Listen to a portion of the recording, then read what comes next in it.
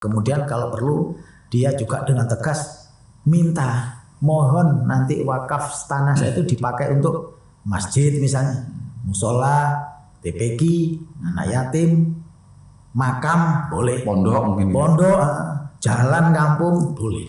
Jadi selama ini mungkin masyarakat hanya kadang-kadang terpusat pada masjid, musola, TPQ, tempat ibadah. Padahal wakaf itu bisa untuk apa? Diwakafkan untuk jalan kampung itu juga bisa. Makam itu bisa. Ya, pokoknya apa? Ketika dia menyampaikan itu dipakai untuk kemanfaatan umum yang baik-baik. Jangan kemudian untuk kasino misalnya. Jangan. Maksiat. Assalamualaikum warahmatullahi wabarakatuh. Sobat Kemenak dimanapun Anda berada, alhamdulillah berjumpa lagi dengan saya Ferry Mahendra Kurniawan, host dari podcast Warkop Pojok Kantor Kementerian Agama Kota Mojokerto.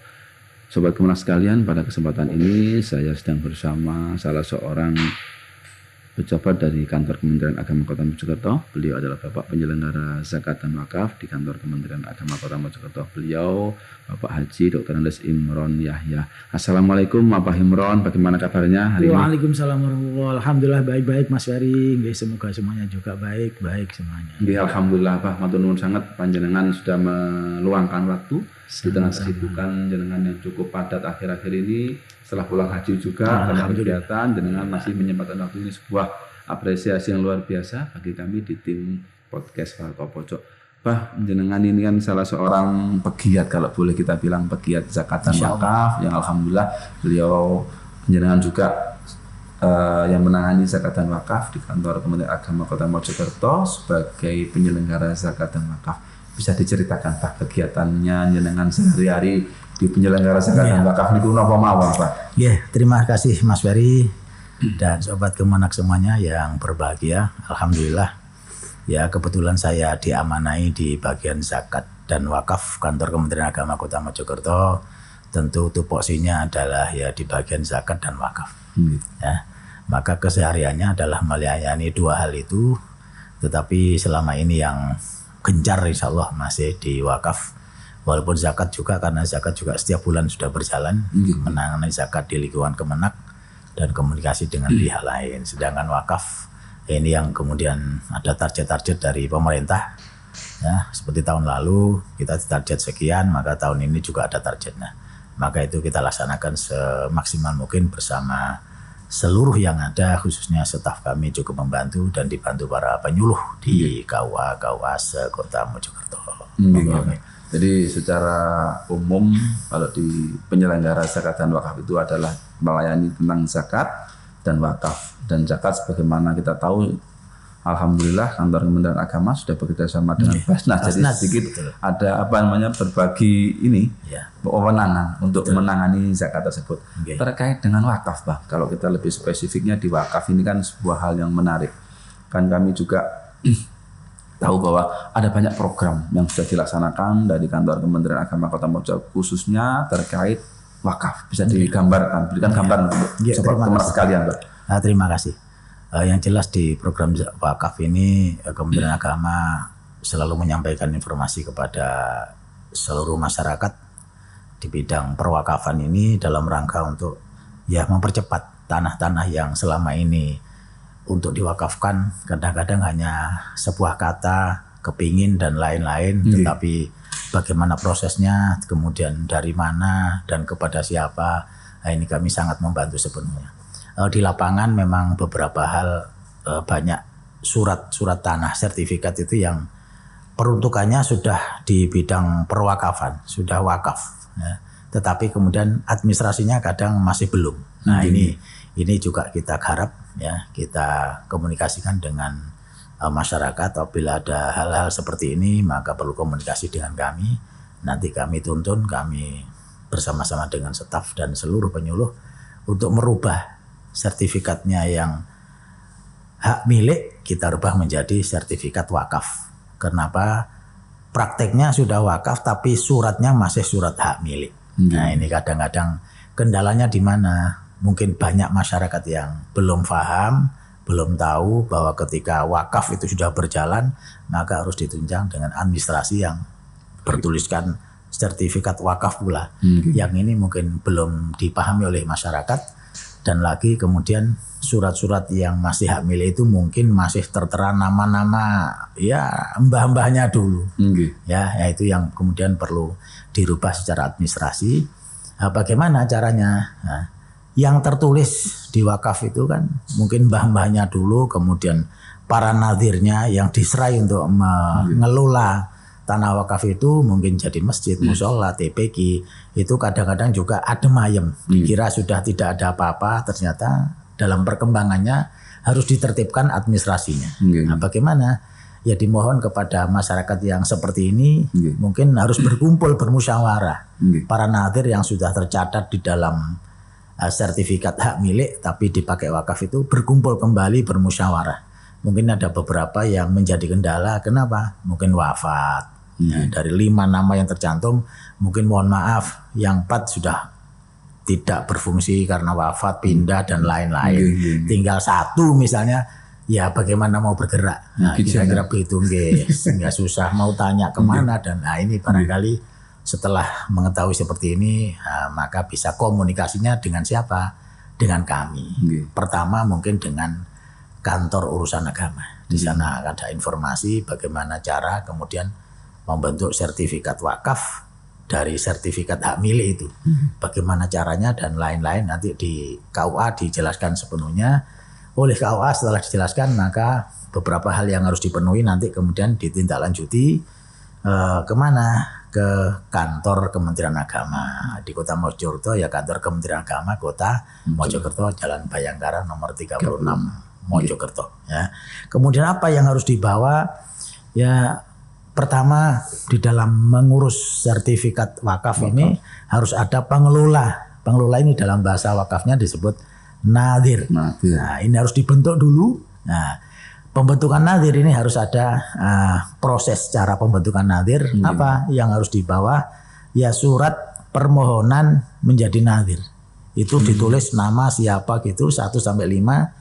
Ada ketua nadhir, wakil nadhir biasanya. Kemudian ditambah sekretaris, ditambah bendara, 5 atau 4 orang lah cukup. Itu kemudian nama-nama itu diserahkan ya walaupun tulis tangan tidak apa-apa. Nanti dibantu oleh kita akan dibuatkan sertifikat nadhir, SK nadhir. Nah, setelah itu ada nanti maka kemudian untuk membentuk nadhir tadi SK nadhir, maka para orang-orang yang tercantum sebagai pengurus baru dia menyertakan KTP, fotokopi KTP. Nah, itu kemudian ditambah dengan sertifikat asli yang berbunyi sertifikat hak milik. Nah, itu nanti akan dibawa menjadi sertifikat wakaf. Sertifikat tanah yang akan diwakafkan menikah. Iya, betul lah. Itu nanti akan diganti dengan sertifikat wakaf. Nah, jadi KTP yang bersangkutan bersama surat tanah yang masih hak milik itu asli. Dibawa ke Kemenak. Ya, setelah mungkin dikomunikasikan dengan KUA setempat untuk dibuatkan surat-surat tadi. Betul, nanti kita buatkan SK nadhir. Maka akan ada sertifikat nadhir nanti. SK nadhir dari KUA? Buatan dari Kemenak? Dari kita. Dari Kemenak, dari Jawa. Nah, nanti kita buatkan itu sudah terpenuhi, distempel oleh siapa? Ketua BWI, Badan Wakaf Indonesia Kota Mojokerto, yang untuk Kota Mojo oleh Bapak Kiai Haji Wajih Kifai LC ya. Nah, saya ex officio penyelenggara zakat wakaf menjadi sekretaris BWI Kota Mojokerto. Ex officio. Ex officio. Maka nanti kita yang membuat ditandatangani ya, kemudian setelah menjadi itu ditambah beberapa perlengkapan untuk menerbitkan sertifikat wakaf, mengganti sertifikat hak milik tadi. Apa yang dibawa? Yang masih tetap fotokopi sertifikat, ikrar wakaf. Nah, itu dari nadhir nanti mengikrarkan ulang. Kalau belum diikrarkan, kalau tidak ada ikrarnya, diikrarkan ulang. Siapa? Wakif mengikrarkan. Yang memberikan itu gitu. Iya, nah, siapa yang punya tanah itu namanya wakif. Nah, nanti biasanya siapa yang ikrarkan adalah para kepala KUA. Itu nanti yang mengurusi, yang membantu pengikraran. Setelah diikrarkan nanti akan ada berita acara ikrar. Ya, itu nanti akan menjadi perlengkapan berkas untuk pengajuan. Ya, pengajuan seperti itu. Nah, kira-kira begitulah. Mungkin secara lengkap informasi ini ya masyarakat bisa hadir di KUA atau hadir di kantor Kementerian Agama Kota Mojokerto bidang penyelenggara zakat dan wakaf. Nah, terus terkait nadir dan wakif tadi Pak. Nadir itu orang-orang banyak bertanya-tanya, apakah nadir itu harus orang yang masih saudara atau bebas atau bagaimana? Ya terima kasih pertanyaan yang bagus ini. Jadi nadir itu kan artinya pengelola. Jadi wakif itu lebih mantap diserahkan ke pengelola siapa. Nah, pengelola itu namanya nadir. Siapa nadir? Ya kira-kira menurut kami ya cari orang yang terpandang di daerah itu, di lingkungan di lingkungan itu, mungkin cakap agamanya, dia juga mungkin orang yang berpengaruh di situ dan disangka baik. Administrasi. Betul nggih. Siapa? Ya kira-kira tamir itulah tokoh agama di sana, khotib, pokoknya orang-orang yang dikira mengerti agama. Pak Ustadz, Pak Kiai itu lebih pas. Nah, mereka itulah yang bisa kita serai oleh para wakif menyebut mereka itu. Ya itu kira-kira begitu nadir lah. Jadi nadir itu memang orang yang dianggap mampu untuk mengelola wakaf tersebut. Terus ini Pak, di masyarakat itu kan kadang-kadang masyarakat itu bingung, jadi apa juga mengawali kalau saya ingin wakaf. Nah, kita langkahnya apa dulu? Misalkan ini ada orang punya tanah, ingin wakaf, langkahnya bagaimana? Betul. Jadi satu, dia harus punya tanah. Ya, yang punya wakaf itu namanya wakif. Itu punya tanah atas nama dia, di tanah itu atas nama dia. Bagaimana caranya untuk bisa berwakaf? Nah, yang jelas informasinya harus lengkap. Satu, dia bisa minta informasi di KUA dan langsung di Kemenang. Ya. Terus apa saja yang perlu dipersiapkan seperti tadi. Nanti surat tanda, surat wakaf, surat tanahnya tadi asli nanti ya. Kemudian dia merencanakan nanti siapa yang akan diserai ketika wakaf itu siapa, diserahkan siapa. Ya diserahkan siapa. Yaitu siapa? Nadir itu yang diserai nanti. Nah itu. Kemudian kalau perlu dia juga dengan tegas minta, mohon nanti wakaf tanah saya itu dipakai untuk masjid misalnya, musola, TPQ, anak yatim, makam boleh, pondok, jalan kampung boleh. Jadi selama ini mungkin masyarakat hanya kadang-kadang terpusat pada masjid, musola, TPQ, tempat ibadah. Padahal wakaf itu bisa untuk apa? Diwakafkan untuk jalan kampung itu juga bisa. Makam itu bisa. Ya, pokoknya apa? Ketika dia menyampaikan itu dipakai untuk kemanfaatan umum yang baik-baik. Jangan kemudian untuk kasino misalnya. Jangan. Maksiat. Ya seperti itu kira-kira. Jadi setelah salah seorang ini kepingin wakaf, nanti datang ke KUA, bisa datang ke KUA di 3 kecamatan, baik di Prajurit Kulon maupun Keranggan dan Manggarsari, atau datang ke kantor Kementerian Agama. Dan nanti kita memberikan pelayanan terkait hal tersebut, dipandu ya Pak, secara khusus nanti didampingi, dipandu untuk mengurus hal tersebut. Betul. Jadi mungkin untuk kelengkapan, setelah mereka datang akan dipandu, bahkan menulis-nulisnya nanti akan didampingi oleh staf kami. Bahkan nanti ikrarnya juga nanti dibantu oleh PPIW namanya. Itu siapa? Dari KUA setempat. Seperti itu. Terus Pak, ini kan ada, kalau di masyarakat itu kan ada beberapa kejadian yang mungkin secara spesifik kasuistis, tapi yang umum. Itu kemarin ada sobat Kemenak yang bertanya gini, dulunya mbah-mbahnya itu mungkin sudah pernah mewakafkan, yang sudah dipakai entah masjid entah musola dulu, tapi zaman dulu tidak ada yang kemudian tertulis. Nah, wakifnya yang sudah mbahnya tadi mungkin sudah meninggal, yang nadir sudah meninggal. Nah ini kan mau ngurus ini kan juga kesulitan. Lah kira-kira itu langkahnya bagaimana kalau ada yang seperti itu, Bang? Nah, terima kasih. Nah, ini kayaknya banyak juga terjadi di masyarakat ya. Kan itu pasti aneh-aneh lagi. Nah, ketika ada seperti itu, bagaimana solusinya?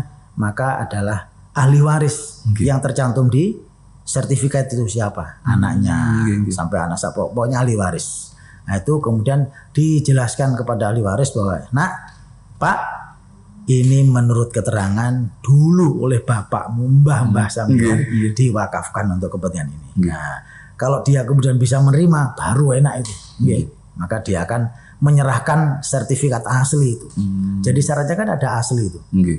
Banyak ketika ada akad dari mbah-mbahnya tapi susah anak turunnya tidak menyerahkan, Nggak berkenan. aslinya ya nggak berkenan, apa aslinya kan nggak bisa keluar. Nggih. Nah ketika aslinya nggak bisa keluar, kita susah untuk meneruskan prosesi administrasi itu. Nah, makanya bagaimana ya tokoh-tokoh yang selama ini menemukan ini, monggo dilus-lus lah orang-orang yang seperti ini, Diberi pengertian. betul dipahamkan, nah, supaya nanti maka sertifikatnya asli, baru terus kemudian kita urus seperti prosedur tadi. Betul, seperti prosedur, maka dia menjadi legowo, kalau perlu dia kita tuntun. Nah sepertinya ini sudah diwakafkan, kalau dia nerima, coba menurut sampean siapa ya yang nadir yang lebih pas, kan terserah yang punya tanah itu ya. Tentunya aja ketua takmir, Pak Yai, Ustadz di kampung atau di lokasi tersebut. Berarti nanti di dari awal tadi nantinya dibentuk lagi, ini dibentuk perjanjian akta ikrar wakafnya dimunculkan lagi yang baru. Iya betul, nanti dimunculkan baru, orang-orangnya baru seperti yang diinginkan oleh yang punya tanah, tidak apa-apa. Nah setelah nanti ada, kemudian dipandu oleh KUA, diikrarkan, ya, diwakafkan. Nah setelah itu, setelah selesai ikrar wakaf, sertifikat baru, ya, kemudian nama-nama nadir, nah sudah ada administrasi lengkap, baru nanti kita kirim ke Kemenak Kota, nah kita beri pengantar untuk dilanjutkan di BPN. Untuk ngurus sertifikat yang baru tadi. Sobat Kemenak sekalian, terkait dengan hal-hal pengurusan wakaf, barangkali Sobat Kemenak sekalian butuh pendampingan, butuh informasi atau mau mengurus, monggo jangan sungkan untuk hadir di kantor Kementerian Agama Kota Mojokerto, Jalan Bayangkara nomor 36, di bidang penyelenggaraan zakat dan wakaf, atau di kantor urusan agama baik di Magersari, Prajurit Kulon maupun Keranggan. Untuk layanan wakaf, insya Allah kami akan dengan senang hati membantu panjenengan semua untuk mengurus hal-hal terkait wakaf. Pak, selain tadi yang kasusnya juga seperti itu, ada juga kadang-kadang ini Pak, ketika untuk peruntukan, kita ngomong peruntukan, yang penting kan baik, kadang-kadang kan nanti ada melebar, misalnya gini. Kemarin itu sudah diwakafkan 10 meter, 100 meter. Nah, kadang-kadang dikembangkan, Pak. Dulu mbahnya aku udah di masjid. Nah, karena perkembangan nanti ada TPG, ada itu enggak apa-apa gitu, Pak. Peruntukannya. Kan di lokasi itu kan dulu masjid saja, karena ada perkembangan, masyarakat juga butuh. Dibangunlah TPG apa di gedung yang terpisah. Itu kan kadang-kadang menjadi debat. Oh, Mbak Rubian enggak ngongkon TPG kok. Itu kan kadang-kadang perlu diterangkan, Pak. Itu lucu-lucu tapi terjadi loh, Pak. Nah, betul, bagus sekali. Begini, tentang peruntukan wakaf, memang semula misalnya untuk masjid, ya, terus oleh nadir karena perkembangan zaman menjadi TPG, ditambah TPG dan lain-lain. Itu boleh-boleh saja, dan tidak merubah berkas, tidak merubah data, tidak, ya. Karena apa? Karena memang tidak tertulis. Misalnya untuk masjid, untuk apa itu boleh, tidak apa-apa. Untuk tempat ibadah, kepentingan umat. Nah, tetapi barangkali untuk lebih legowonya yang punya wakif, matur saja ke wakif atau yang mewakafkan tanah. Pak, ini setelah perkembangan, mohon maaf ya, ini kami kembangkan tidak aja masjid saja, menjadi TPG, menjadi yayasan yatim dan lain-lain, ya. Nah, kalau dia mengiyakan, monggo diteruskan. Nah, sebaiknya itu.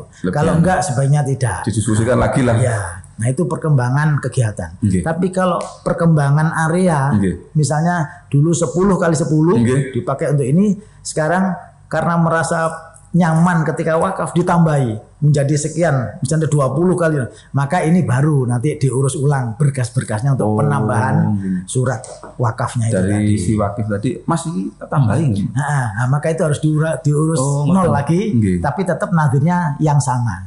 Hanya pelebaran saja. Ini juga perlu ikrar kembali untuk penambahan area.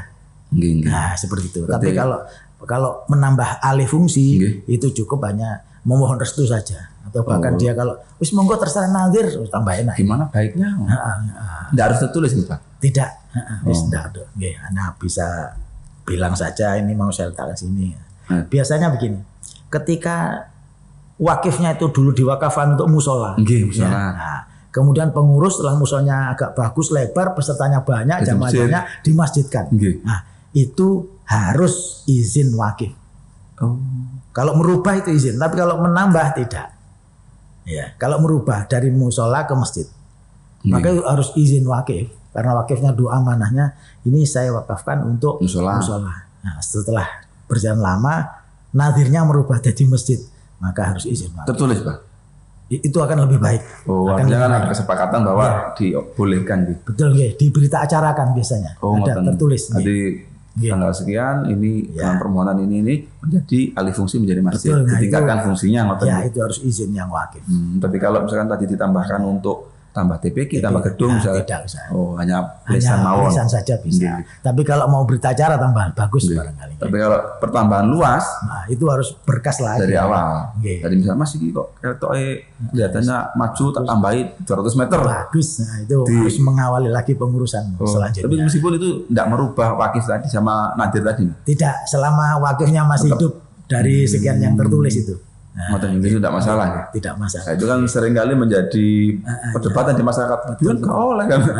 Kan itu butuh solusi gitu loh. Betul. Masyarakat kan butuh solusi bagaimana untuk pengelolaan kegiatan keagamaan ini bisa lebih maksimal, lebih berkembang dan bisa lebih melayani umat kan gitu. Jadi seperti itu. Iya Pak. Ini jenengan kan sudah malang melintang dalam perwakafan ini Pak. Banyak hal yang sudah dikerjakan, banyak hal yang sudah dihadapi dan digeluti. Itu kan pasti mulai dari A, B, C, D, sudah banyak lah cerita-cerita yang cukup luar biasa saya dengar juga seperti itu.